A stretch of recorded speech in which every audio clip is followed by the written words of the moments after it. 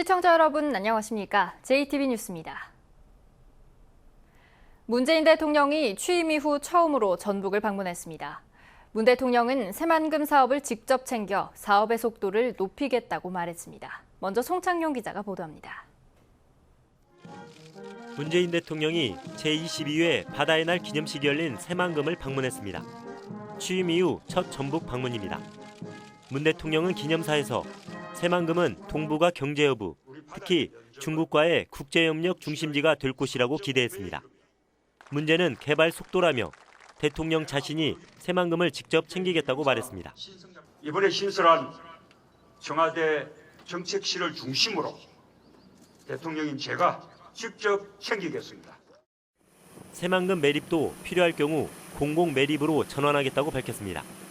새만금 신항만과 도로 등 주요 SOC 사업도 서두르겠다고 설명했습니다. 핵심 인프라를 빠른 시일 내에 확충하여 새만금이 환황의 경제권의 거점이 되도록 최선을 다하겠습니다. 앞서 대선 기간 문 대통령은 국가 주도의 속도감 있는 새만금 개발을 공약했습니다. 때문에 새만금에서의 이번 발언은 새만금 사업을 확실히 챙겨 대선 공약을 지키겠다는 대통령의 의지를 다시 한번 밝힌 것으로 해석됩니다. 문재인 대통령이 새만금 사업을 직접 챙기겠다고 밝히면서 그동안 지지부진했던 새만금 사업이 새로운 전기를 맞을 것이라는 기대감이 커지고 있습니다. JTB 뉴스 송창용입니다. 문 대통령은 위기에 빠진 해운과 조선 산업을 살리겠다고 강조했습니다. 체계적이고 안정적인 금융 지원을 위해 해양선박금융공사를 설립하기로 했습니다. 계속해서 김철 기자입니다. 현대중공업이 오는 7월부터 군산조선소 가동을 중단합니다. 회사 측은 선박 건조 물량을 확보하지 못해 잠정 폐쇄가 불가피하다고 해명했습니다. 하지만 문 대통령의 생각은 달랐습니다. 조선과 해운이 위기에 빠진 건 맞지만 충분히 경쟁력이 있다고 판단했습니다. 지난 4월 전 세계 선박 수주 경쟁에서 우리나라가 중국에 앞서 1위를 차지했습니다. 문 대통령은 일감이 없는 조선소에 희망을 주기 위해 한국해양선박금융공사를 설립한 뒤 금융 지원을 하겠다고 말했습니다. 금융 지원을 위해 한국해양선박금융공사를 설립하겠습니다. 신규 선박 발주, 노후 선박 교체, 공공선박 발주, 금융 지원, 해외 항만 개발 등 할 수 있는 모든 정책 수단을 총동원하겠습니다. 군산조선소가 직접 언급되진 않았지만 전라북도는 조선업 활성화에 기대를 걸고 있습니다. 군산조선소에 대한 직접적인 언급은 없었습니다만은 해양선박금융공사 설립 등에 관한 언급이 있었기 때문에 그 부분이 저희 군산조선소 활성화하고 직접적인 연관이 된다고 보고 저희들은 큰 기대를 지금 가지고 준비를 하도록 하겠습니다. 그러나 해양선박금융공사의 신설 시점과 새만금 개발을 언제까지 마무리하겠다는 등 구체성이 떨어진 건 아쉬움으로 남습니다. JTB 뉴스 김철우입니다. 문재인 대통령은 취임 22일 만에 전북을 방문했습니다. 역대 대통령 가운데 이렇게 빨리 전북을 찾은 경우는 없었는데요. 새만금과 조선업 등 전북 현안에 대해 언급하면서 친환경을 강조한 점도 눈길을 끌었습니다. 이어서 조창현 기자입니다. 문재인 대통령이 전라북도를 방문한 건 취임한 지 22일 만입니다. 역대 대통령 가운데 가장 빠른 방문입니다. 박근혜 전 대통령은 무려 취임 22개월 만에 전라북도를 처음으로 방문했습니다. 지난 대선에서 전국에서 가장 높은 64.8%의 지지를 보낸 전북도민에 대한 감사의 마음이 담긴 것으로 풀이됩니다. 언제나 너른 마음으로 품어주신 여러분께 오늘 이 자리를 빌어 깊이 감사드립니다. 문 대통령은 첫 방문에서 적잖은 선물 보따리를 풀어놓았습니다. 송하진 도지사와 함께 헬기를 타고 새만금을 둘러보면서 새만금과 군산조선소 세계 잼버리 대회 유치에 대한 지원을 다시 한번 약속했습니다. 주민과의 오찬에서는 인사에서 전북을 소외하지 않겠다고 공언했습니다. 눈길을 끄는 점은 문 대통령이 친환경을 강조했다는 것입니다. 새만금을 녹색 수변 도시로 만들고 친환경 선박 발주를 지원하겠다고 말했습니다. 환경 요소도 균형 있게 고려하여 활력 있는 녹색 수변 도시를 만들어 나가겠습니다.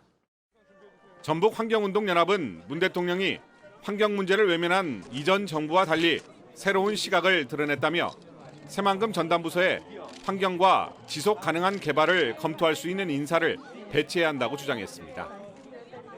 JTB 뉴스 조창인입니다.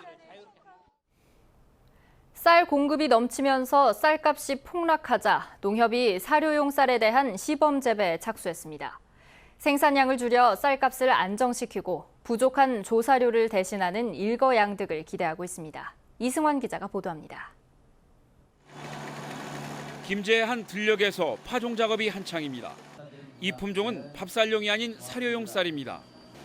쌀 생산량이 넘치면서 쌀값은 무려 20년 전 수준으로 폭락한 상황. 농협은 정부가 쌀 대신 다른 작물을 심도록 유도하는 생산 조정제의 도입을 검토하자 사료용 쌀의 생산비와 적정 보조금 수준을 가늠하기 위한 데이터 수집에 착수했습니다. 사전 준비가 필요하다. 그래서 이 시연회를 통해서 생산 조절제를 도입했을 경우에 지금 이와 같은 시범 사업이 그거를 뒷받침할 수 있을 것이라고 생각하기 때문이죠. 농협은 생산비를 조금이라도 낮추기 위해서 모내기가 아닌 직화 재배를 택했습니다. 다른 작목이 아닌 사료용 쌀을 고른 것은 일반벼와 관리가 비슷하고 부족한 조사료에 수입 대체 효과까지 거둘 수 있기 때문입니다. 종체별을 생산해가지고 조사료의 부분도 미진한 부분도 대체할 수 있고 농가들에게 소득 향상도 기여할 수 있고. 농협은 생산 조정제에 수백억 원만 투입해도 정부의 예산 절감 효과는 서너 배 이상 될 것으로 보고 있습니다. 이에 따라 김제를 시작으로 전국 5곳의 시범단지를 조성해서 하반기 생산 조정제 도입에 대비한다는 계획입니다. 쌀 공급 과잉이 농가는 물론 정부에게도 큰 부담이 되고 있는 가운데 쌀 생산량을 구조적으로 줄이기 위한 고민이 이어지고 있습니다. JTB 뉴스 이승환입니다. 20세 이하 피파 월드컵이 전주에서도 진행되고 있는데요. 원활한 대회 운영에는 자원봉사자들의 노력이 숨어 있습니다. 권대성 기자가 보도합니다. 20세 이하 피파 월드컵의 공식 숙소인 전주의 한 호텔. 파란 옷을 입은 자원봉사자들이 아침부터 로비 한켠을 지키고 있습니다. 대회 운영 차량의 주차증을 챙겨주고 선수단 등이 호텔을 나설 때 안내하거나 이동을 위해 배정받은 차량을 확인하는 일도 이들의 몫입니다. 마음이 뿌듯하고 또 이런 국제 대회를 자원봉사하고 있다는 것이 굉장히 저로서는 좋습니다. 경기 당일 경기장의 차량 진출입과 주차를 안내하고 출입 카드를 발급하는 일에도 자원봉사자들이 참여하고 있습니다. 저희들의 행동 하나하나가 모든 분들에게 본보기가 되니까 저희들도 열심히 최선을 다해서 하려고 하고 있습니다. 이번 대회 자원봉사에 나선 전주 시민은 200명가량입니다. 지난 2002년 한일 월드컵에 이어 다시 봉사를 하는 시민도 있습니다. 2002년도에 저희 자원봉사 할 때 그때 너무 보람 있었거든요. 뭐 돈 받고 하는 일은 누구나 다 이렇게 할 수 있겠지만 이 자원봉사라는 것은 진짜 마음 먹고 할 수 있는 그 선택받은 사람들이라고 생각합니다. 곳곳에서 묵묵히 대회 운영을 돕는 자원봉사자들이 U20 전주 월드컵을 빛내고 있습니다. JTB 뉴스 권대성입니다. 주변에는 경제적 어려움 때문에 결혼식을 제대로 치르지 못한 부부들이 적지 않은데요. 이들 부부들이 재능기부 봉사자들이 마련한 리마인드 웨딩을 통해 소중한 순간을 추억으로 남길 수 있게 됐습니다. 김진형 기자입니다. 턱시도와 하얀 웨딩 드레스 차림의 김태봉, 서광옥 씨 부부. 결혼한 지 56년 만에 처음 가진 웨딩 사진 촬영에 행복한 웃음이 사라지지 않습니다. 어려운 형편 때문에 물 한 잔 떠놓고 치른 혼례식이 결혼 생활 내내 마음의 짐이 됐습니다. 이제는 그 무거운 짐을 털어버릴 수 있게 됐습니다. 항상 미안한 마음으로 살고 지금 노후에는 조금 행복하게 해드리려고 마음속으로 노력하고 있고 조금 지금 시행 중이고 그래요. 남편을 따라 중국에서 건너온 백하림 씨는 오늘만은 세상에서 가장 행복한 신부입니다. 결혼 생활 10년 만에 처음 입어보는 웨딩 드레스에 설레기까지 합니다. 그동안에 웨딩 촬영도 못하고요. 이번에 이렇게 자원봉사자님들께서 이렇게 추천해 주셔갖고 남편분과 같이 찍고 웨딩 촬영하니까 매우 좋고 기쁩니다. 다문화 가정과 소외계층 노부부 등 15쌍이 재능 기부에 나선 봉사들의 도움으로 리마인드 웨딩을 가졌습니다. 미용과 사진 촬영, 드레스 대여 등 모든 과정이 재능 기부자들의 손을 거쳤습니다. 이분들이 참 행복하게 살아오셨는데 이런 부분을 제가 촬영해가지고 평생 간직할 수 있는 사진을 만들어줄 수 있다는 게 저는 진짜 보람을 느끼고 있습니다. 재능 기부 봉사들의 수고에 소외계층 부부들이 잊지 못할 추억을 간직할 수 있게 됐습니다. JTB 뉴스 김진영입니다. 갈색날개 매미충은 과실나무의 수액을 빨아먹어 큰 피해를 주는 외래 해충인데요. 무주군이 갈색날개 매미충 방제를 위해 유인식물인 해바라기 묘목을 농가에 보급하기로 했습니다. 주혜인 기자입니다. 과실나무의 수액을 빨아먹는 갈색날개 매미충이 크게 늘면서 농가 피해가 우려되고 있습니다. 무주군은 이 외래해충을 방제하기 위해 유인식물인 해바라기 묘목 11,000그루를 농가에 보급하기로 했습니다. 방제약을 투입한 해바라기를 과수원 주변에 심어 갈색날개 매미충이 수액을 먹도록 유도하는 겁니다. 무주군은 실험 결과 90% 이상의 방제 효과가 나타났다며 농가 피해를 줄일 것으로 기대하고 있습니다. 제3회 부안 참뽕 축제가 내일부터 부안 누에타운 광장에서 시작됩니다. 사흘 동안 이어지는 이번 축제에서는 양잠 선물 수확과 가공 체험, 누에 올림픽 등 다채로운 행사가 펼쳐집니다.